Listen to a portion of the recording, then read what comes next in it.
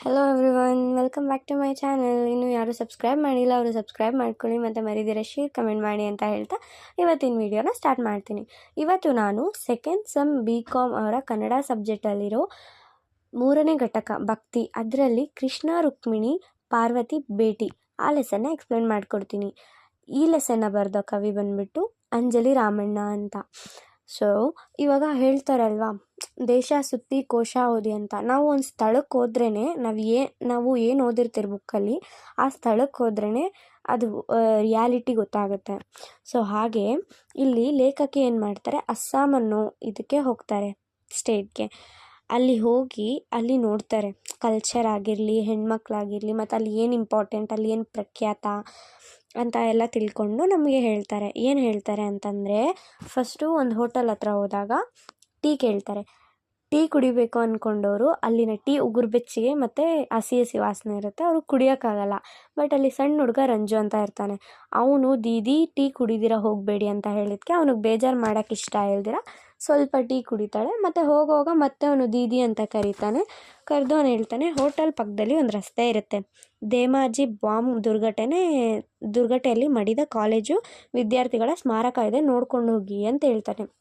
ಅದಕ್ಕೆ ಲೇಖಕಿಯವರು ಥಿಂಕ್ ಮಾಡ್ತಾರೆ, ಇವಾಗ ಬೇಡ, ಮಾಲ್ನಿತಾನ್ಗೆ ಹೋಗೋಣ, ಮಾಲ್ನಿತಾನ್ ಆದಮೇಲೆ ನನಗೆ ಕಂಫರ್ಟ್ ಅನಿಸಿದ್ರೆ ನೋಡ್ಕೊಂಡು ಹೋಗೋಣ ಅಂತ ಯೋಚನೆ ಮಾಡಿ ಮುಂದೆ ಹೋಗ್ತಿರ್ತಾರೆ.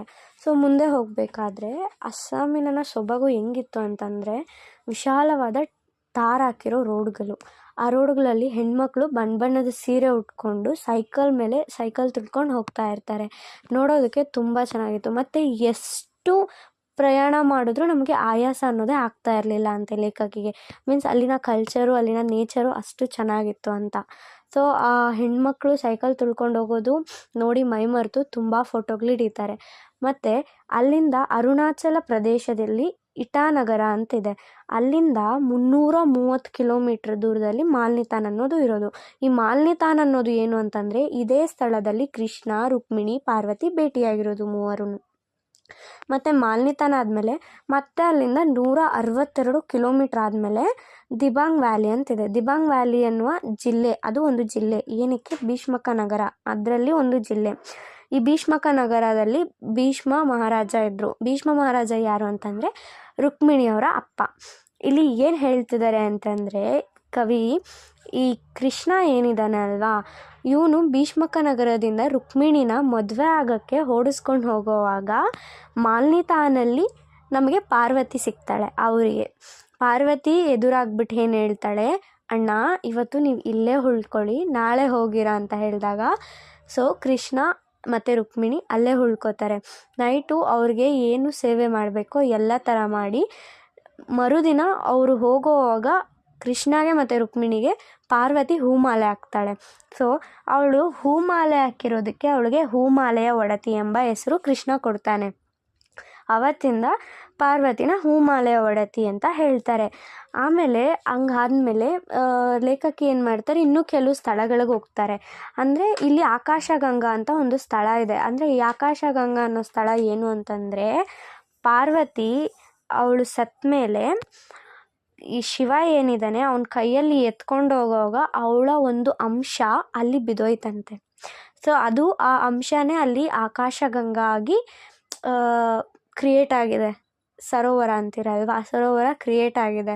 ಈ ದೊಡ್ಡವ್ರು ಹೇಳ್ತಾರಲ್ವ, ಪುಣ್ಯ ಸ್ನಾನ ಮಾಡ್ಕೊಂಬಂದರೆ ಇರೋ ಪಾಪ ಕರ್ಮ ಎಲ್ಲ ಹೋಗುತ್ತೆ ಅಂತ. ಅದೇ ಥರ ಅಲ್ಲಿನ ಜನ ನಂಬಿಕೆ ಇದು. ಅಲ್ಲಿ ಹೋಗಿ ಸ್ನಾನ ಮಾಡಿ ಮುಳುಗಿ ಬಂದರೆ ನಮ್ಮ ಪಾಪ ಕರ್ಮ ಎಲ್ಲ ಹೊಟ್ಟೋಗುತ್ತೆ ಅನ್ನೋದು ಅಲ್ಲಿನ ಜನ ನಂಬಿಕೆ.